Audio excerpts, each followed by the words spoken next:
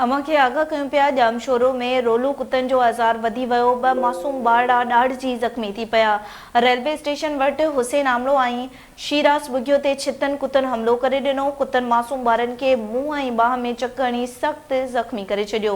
ॿारनि जी रड़ियुनि ते वारिस पहुची खेनि कुतनि खां छॾाए वरितो। ज़ख़्मियुनि खे अस्पताल मुंतक़िल कयो वियो। अवां खे ख़बर ॾियूं पिया। जामशोरो मां रोलू कुतनि जो आज़ार वधी पियो। 2 मासूम ॿार ॾाढिजी ज़ख़्मी थी पिया आहिनि। रेलवे स्टेशन वटि हुसैन आमलो ऐं शीराज़ बुघियो ते छितनि कुतनि हमलो करे ॾिनो। कुतनि मासूम ॿारनि खे मुंहुं ऐं बाहुनि में चक हणी सख़्तु ज़ख़्मी कयो। ॿारनि जे रड़ियुनि ते वारसनि पहुची खेनि कुतनि खां छॾाए वरितो। ज़ख़्मियुनि खे अस्पताल मुंतक़िल कयो वियो। अवां खे ख़बर ॾियूं पिया। जामशोरो में रोलू कुतनि जो आज़ार वधी वियो आहे। 2 मासूम ॿार ॾाढिजी ज़ख़्मी थी पिया।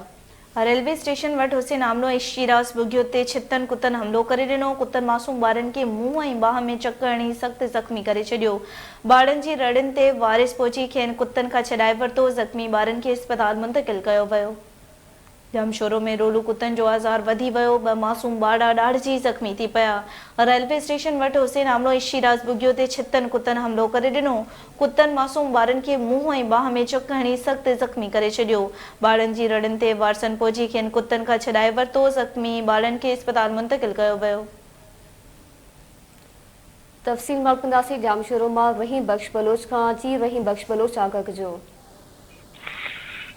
जी बिल्कुल मारवी ही जामशोर शहर में इंतज़ामी नाअहलीअ सबब छितनि ऐं रोलू कुतनि जो आज़ार वधी वियो आहे।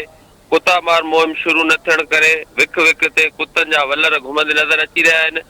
जे करे मासूम ॿारनि तोड़े शहरनि जे ज़ख़्मी थियण वारा वाक़िया रोज़ जो मामूल बणियल आहिनि। रेलवे स्टेशन वटि आमड़ा पाड़े में कुतनि ॿारनि ते हमलो करे 2 मासूम ॿारनि खे ॾाढे ज़ख़्मी करे विधो आहे। जामशोर शहर ऐं भरपासे वारनि इलाइक़नि में रोलू ऐं छितनि कुतनि जो आज़ार वधी वञण बावजूद ज़िले इंतज़ामिया तोड़े टाउन कमेटी इंतज़ामिया कुता मार मुहिम शुरू न कई आहे। रेलवे स्टेशन साम्हूं आमड़ा पाड़े में रोलू कुतनि 2 मासूम ॿारनि हुसैन आमड़ो ऐं शीराज़ आमड़ो ऐं उन सां गॾु आऊं तव्हां ॿुधाईंदो हलां त हुसैन बुघियो खे ॾाढी मुंहुं ऐं हथ पेरनि खे चक हणी ज़ख़्मी करे विधो आहे।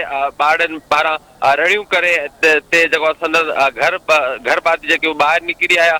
ज़ख़्मी ॿारनि खे जेको आहे लम्स अस्पताल मुंतक़िल कयो आहे। तव्हांखे ॿुधाईंदो हलां त उन हवाले सां ज़ख़्मी जेके ॿार आहे उन्हनि जे वारसनि सां असांजी ॻाल्हि ॿोली थी आहे। उन्हनि चवण आहे त टाउन कमेटी जा चूंडियल जेके नुमाइंदा आहिनि उहे निंड सुतल आहिनि। सॼे शहर अंदरि रोलू ऐं छितनि छिता जे कुता आहिनि उहे घुमी रहिया आहिनि। ॿार औरतुनि ते कुता जेके औरतुनि ऐं ॿारनि ते हमला करे रहिया आहिनि। उनखे ज़ख़्मी करे विधो आहे। ऐं तव्हांखे ॿुधाईंदो हलां त ॿिए पासे हिननि चवण त टाउन कमेटी जो जेको चेयरमैन आहे बिलावल शोरो रगो फोटो सेशन मसरूफ़ आहे। जॾहिं त लम्स अस्पताल में छितनि कुतनि वारी वैक्सीन पिणु अड़ल आहे। जी महिरबानी अवां जी रहीम बख्श बलोच आगाह करण लाइ।